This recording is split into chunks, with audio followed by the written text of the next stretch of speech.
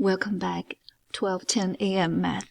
Okay, last time we solved the problem that is one side is x, other side is x, and the longest side is 8, gives us this right triangle.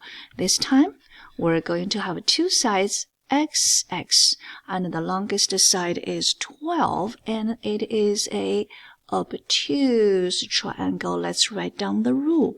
The rule says, being an obtuse triangle, c squared must be greater than the sum of a squared and b squared. Alright, we come back to look at this. One side is x, other side is x, which means this time it's isosceles and obtuse triangle. Isosceles, obtuse triangle. Okay, alright, we're gonna plug it in. C is 12, so c squared is 12 squared, that is 144. Greater than, we have two, both of them x, so we have x squared plus x squared. We can go ahead, rewrite, combine like terms, 2x squared. Now, let's divide by 2 each side. We have x squared is less than 72. We're going to get the square root, the positive square root of 72. So let's write down here. And 72 is 8 times 9. We know 9 can come out as 3, so 9 can come out as 3. How about 8? 8 is 2 times 2 times 2. So, which means when we say a pair, and this can come out as one of the two. And has a 3. And the other 2 stays, so that is 2 times 3 is 6. That's 6 times the square root of 2. Oh, a little bit too far. I want them to stand closer. Okay.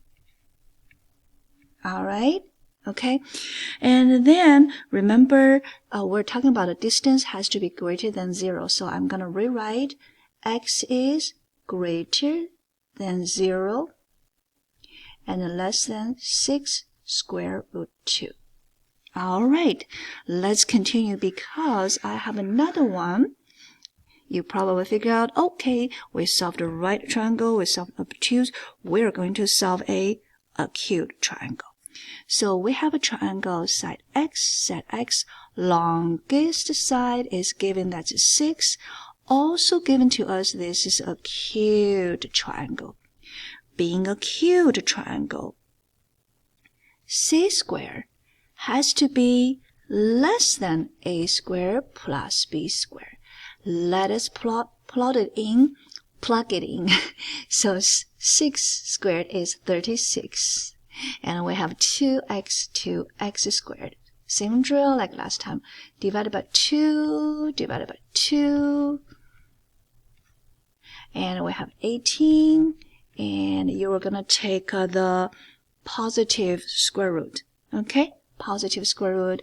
Let's write down here. 18 is 2 times 9. 9 can come out as 3, so 3 times the square root of 2. Alright? So we have x is greater than 3 times the square root of 2. It is the solution to this problem. Happy learning.